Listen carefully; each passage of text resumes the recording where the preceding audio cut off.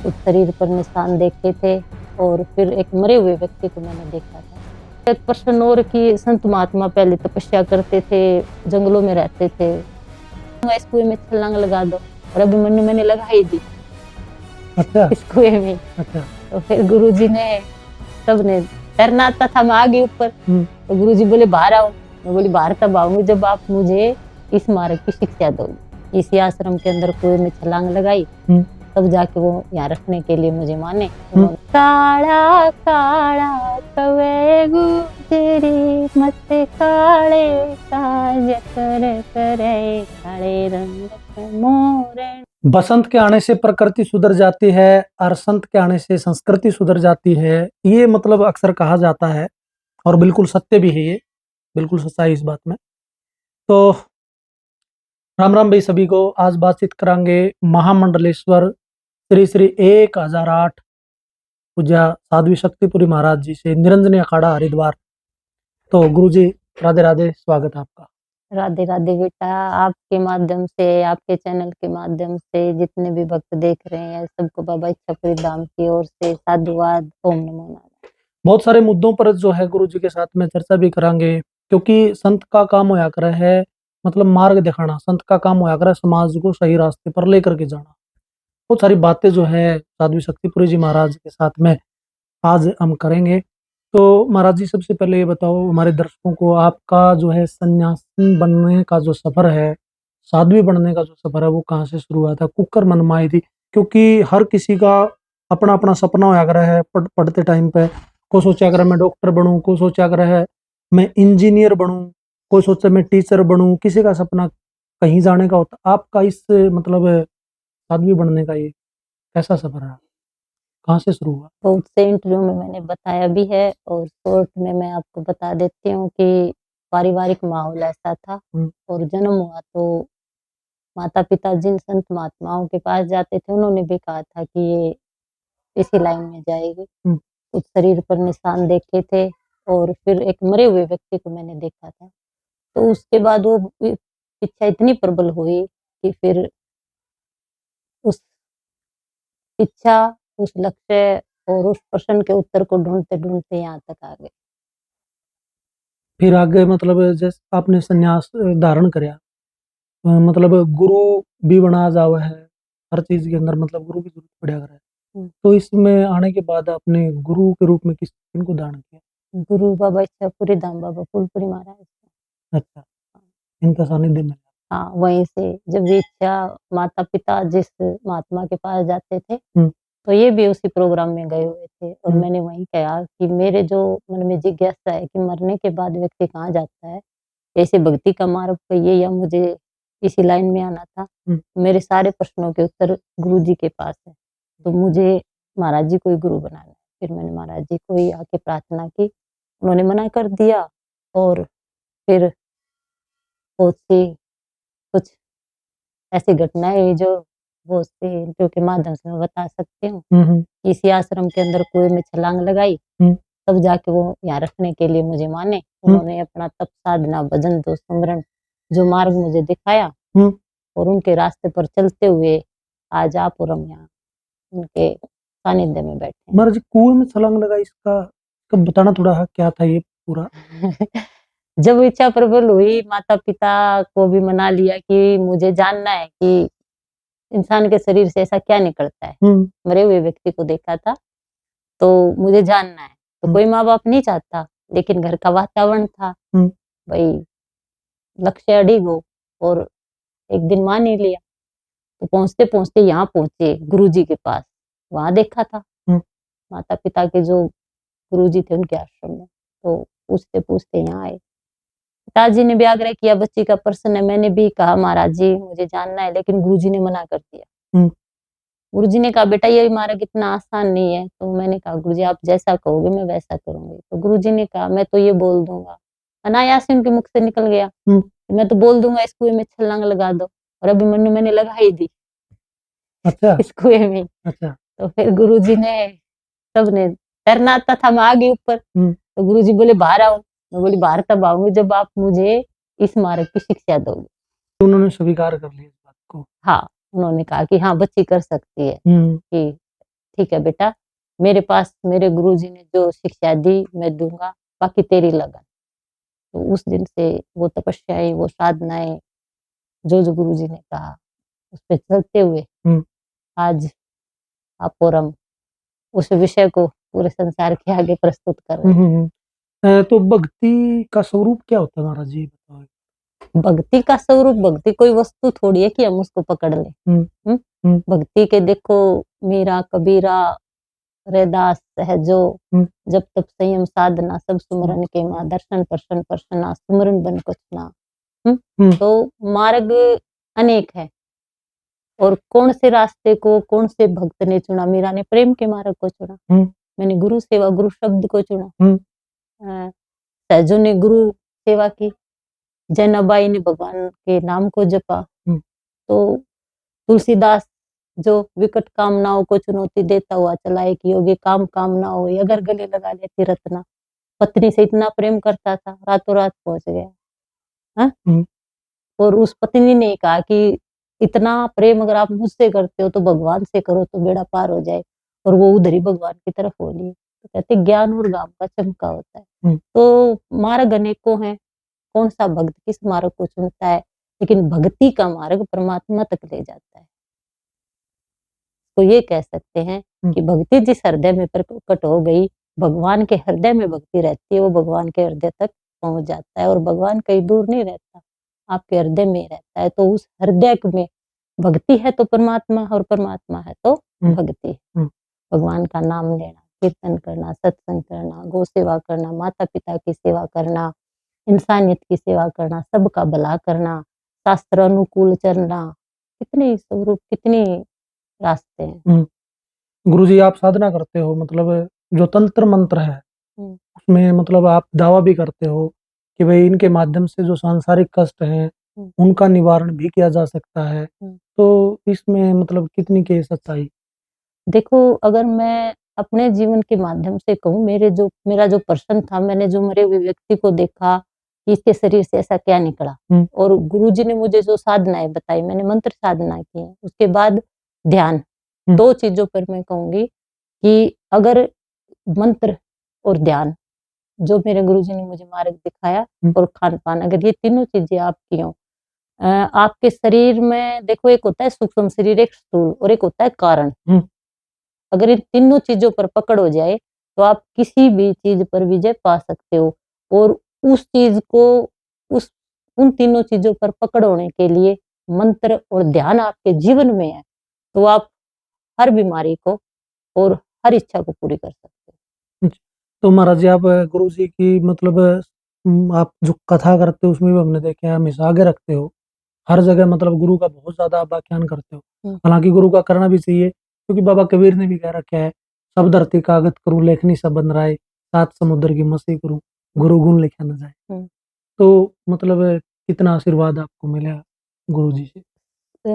मेरे जीवन में मैं ये मानती हूँ कि जीवन को कहते हैं कि अगर सांस चली जाए तो जीवन नहीं है, और मैं ये कहती हूँ कि अगर मेरे जीवन में, मेरे अंदर, मेरे पास मेरे गुरुजी नहीं है तो मैं कुछ नहीं।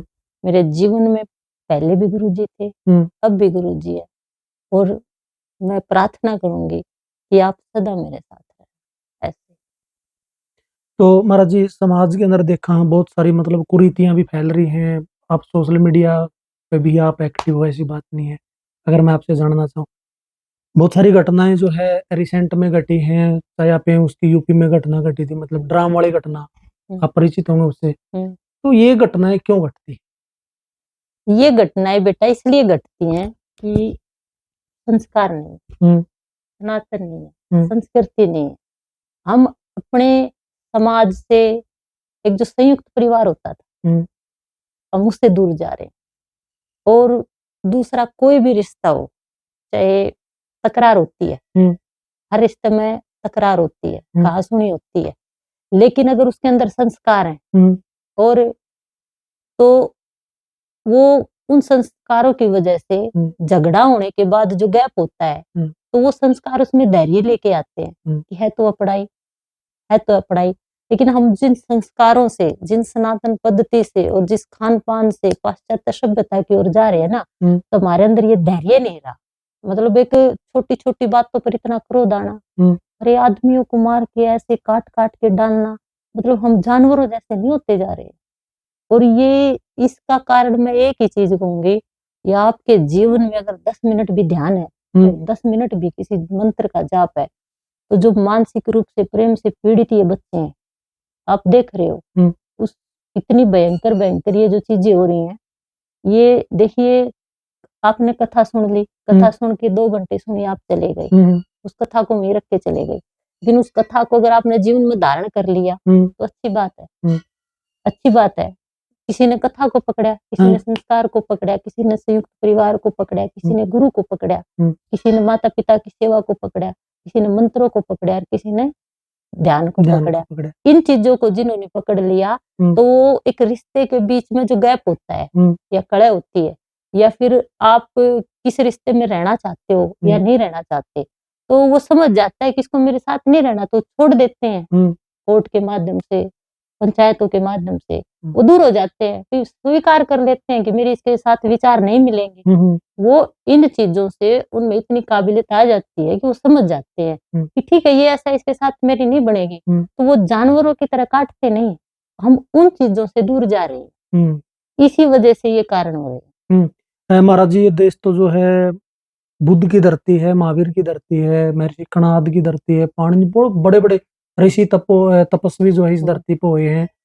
अटल बिहारी वाजपेयी जी कहा करते, ये मतलब इसका कंकर शंकर है, इसका बिंदु-बिंदु गंगा जल अर्पण की है, धरती, ये अर्पण की समर्पण की धरती धरती है, है, वंदन की भूमि, अभिनंदन की धरती धरती है। यहाँ का कंकर शिव और यहाँ की हर नदी गंगा है। जीते जी भी हमारे मुख श्री राम का नाम होना चाहिए, और मरने के बाद भी हमारे देश और देश के संत और भगवान के प्रति इतना प्रेम होना चाहिए कि हड्डियों से भी भारत माता की जय होनी चाहिए। जय होनी चाहिए। वो धरती है। तो महाराज जी, आपके पास भी जो है मतलब समाज में देखा हर प्रकार की समस्या है, तो आपके पास भी लेके आते होंगे महाराज जी हमारी समस्याओं का निराकरण करें। हाँ, जो गुरुजी पहले गुरुजी के पास आते थे, आपने देखा होगा इस एरिया से, मतलब लगभग, और मेरे पास भी आते हैं, लगभग पूरे देश से ही आते हैं।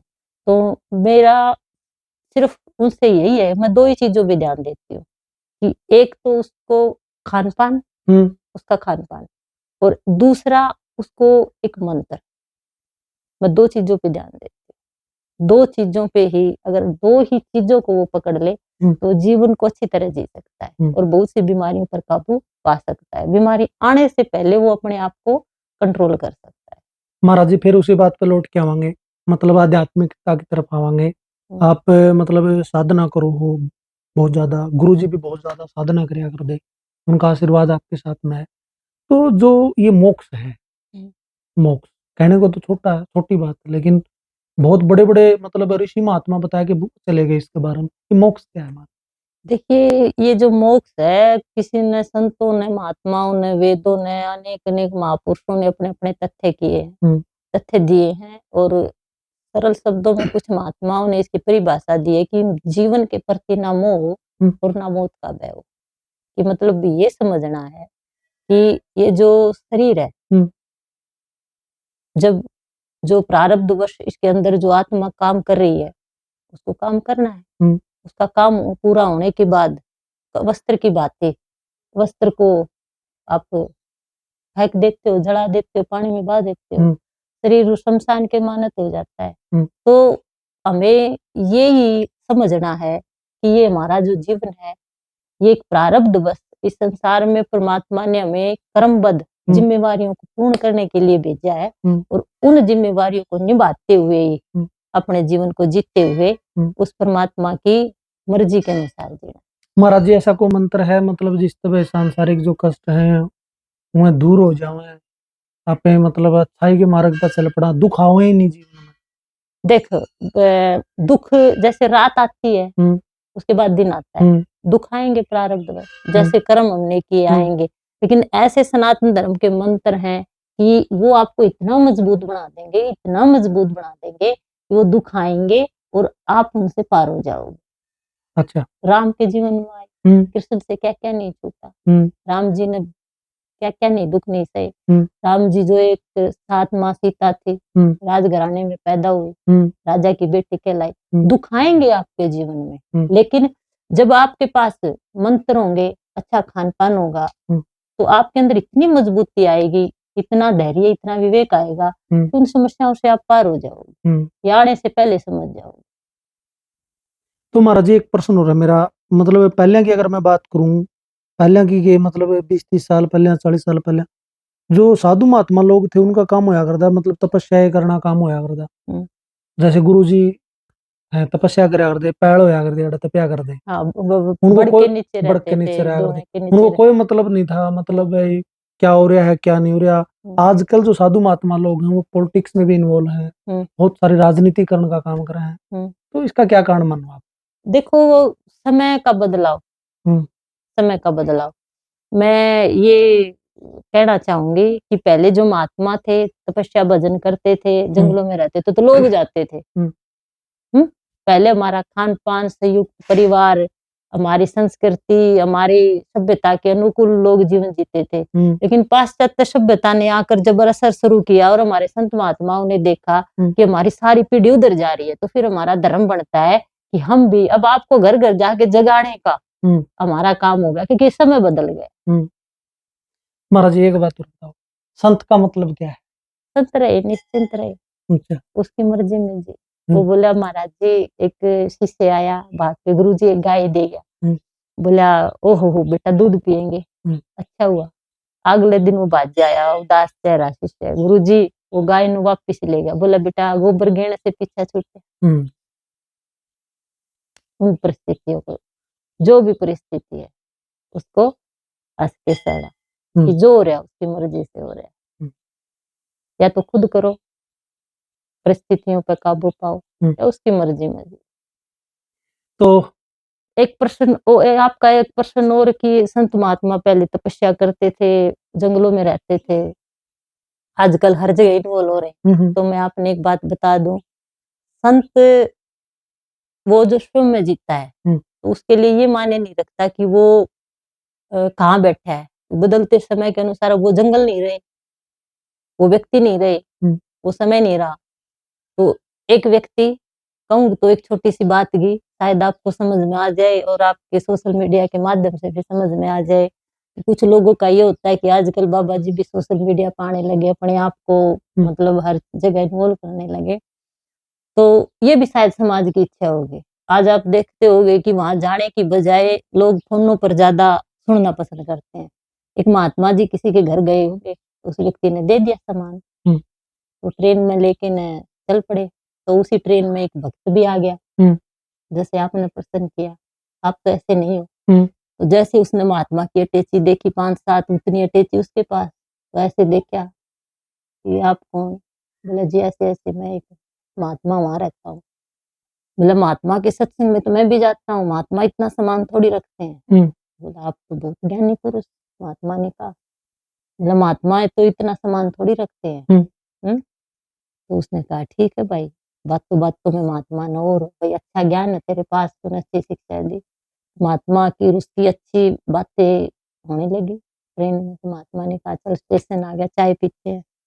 तो चाय पीने के बाद वो बहाने बैठ गए। तो जैसे ही चाय पीने लगे तो ट्रेन ने सीटी मारी, हम्म तो वो व्यक्ति खड़ा होने लगा। तो महात्मा ने बोला क्या हुआ? बोला ट्रेन जा रही है। बोला मेरे को भी तो उसी ट्रेन में जाना है। हम्म बोला चाय तो पी ले, इसके पैसे दे रखे हैं। बोला ठीक है। दूसरी सीटी मारी, वो फिर खड़ा हुआ। महात्मा ने बोला क्या हुआ? बोला जी ट्रेन जाने लग रही है, मेरा भी तो मेरा सामान है। महात्मा ने कहा अरे मेरा भी तो इतना ही है, हम्म इतनी सूटकेस तेरी है, इतनी सूटकेस मेरी है। महात्मा ने उसका हाथ पकड़ के बिठा लिया। वो करते-करते ट्रेन चली गई, वो बुरी तरह रोए, हाय मेरा सामान, हाय मेरा सामान। तो महात्मा ने बोला सामान तो मेरा भी था, सामान तो मेरा भी था। हम्म तुम और हम में इतना फ़र्क है कि ऐसे महापुरुषों के पास रह के, जीवन जी के, संसार को जगाने के लिए कभी हमें एकांत में रहना पड़ता है, कभी संसार में आना पड़ता है। सामान तेरा भी गया, तू रो रहा है। हम्म सामान मेरा भी गया, मैं नहीं रो रहा। मुझे मिला था तब भी कोई खुशी नहीं थी और मेरा गया तब भी कोई खुशी नहीं है। तो कभी-कभी संतों ने एकांत में भी रहना पड़ा है और जब समाज ने, संसार ने ज़रूरत पड़ा है, तो संसार में आके भी हम्म। अपने बच्चों के लिए, संसार के लिए उनको जगाना पड़ता है।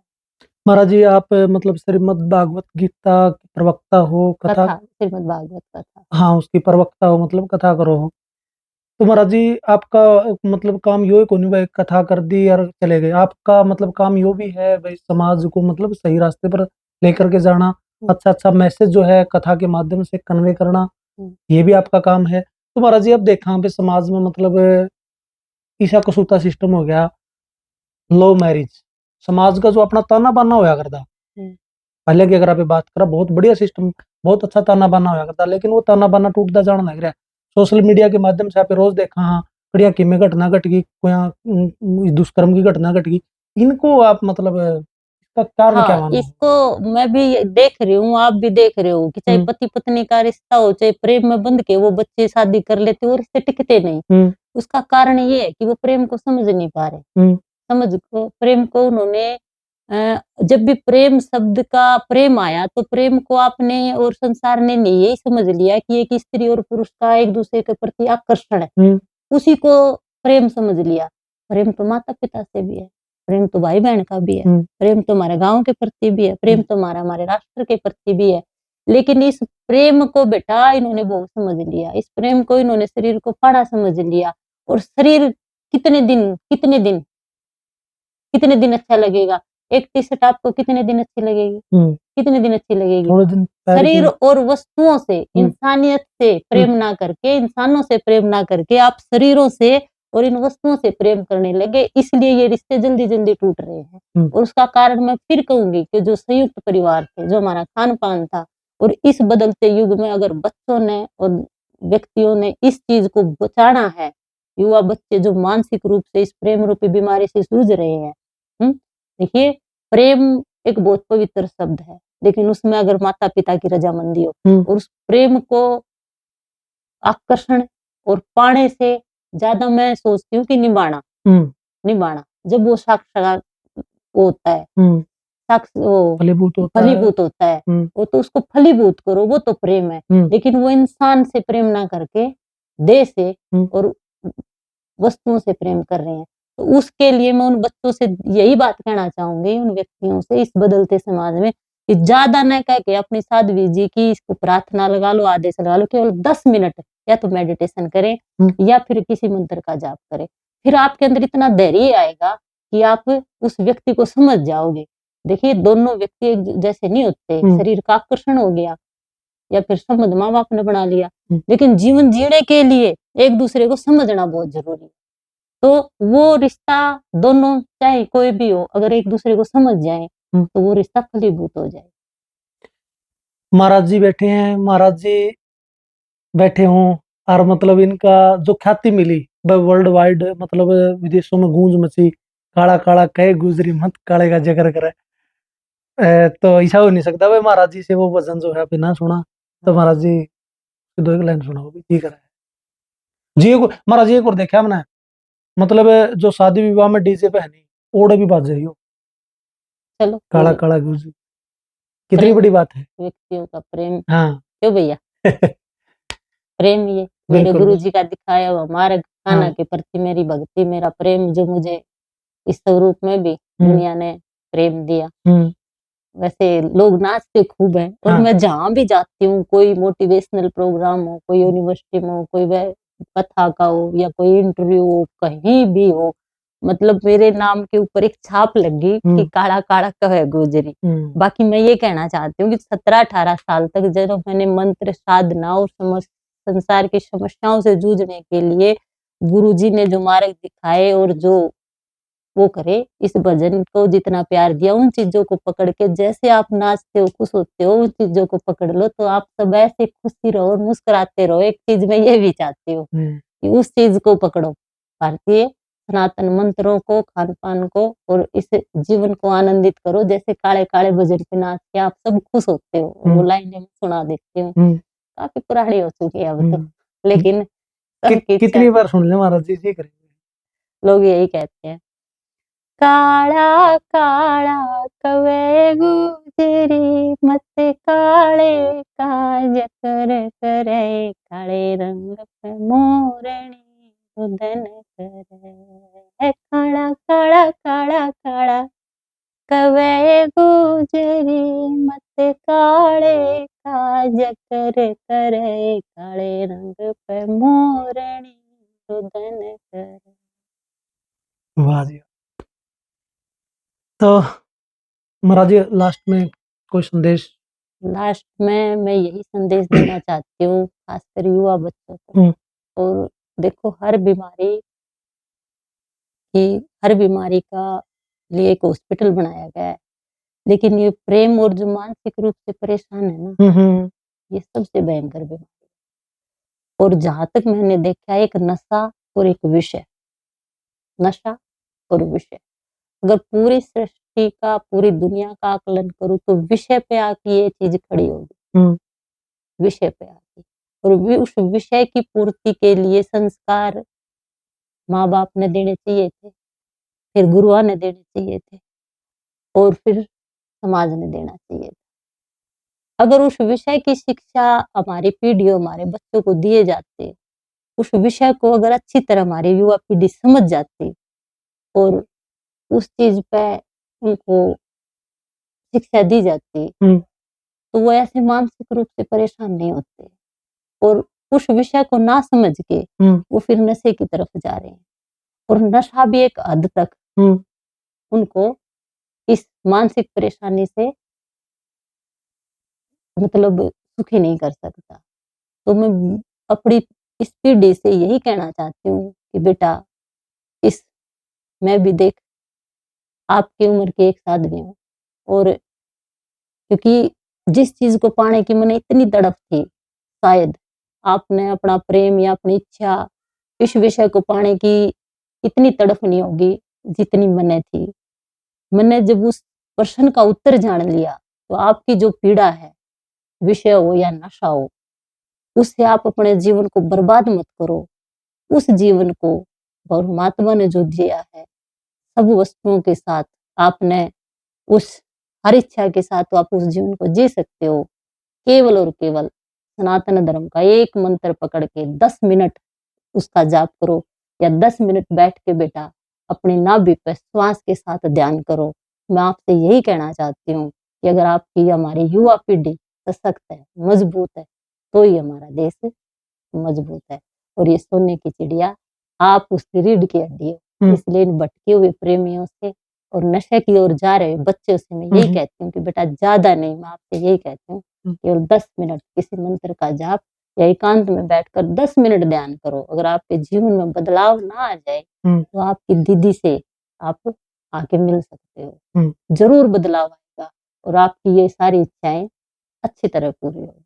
महाराज जी आपके पास तो मतलब इस तरह के केस भी आते होंगे, भूत प्रेत जिन इसमें ये आ रहा है, इसमें ये मतलब ये सेधन लग रहा है, इनका भी समाधान कर दोगे? देखिए, ये मैं कोई समाधान नहीं करती, अच्छा। ना मैं कोई चमत्कार करती।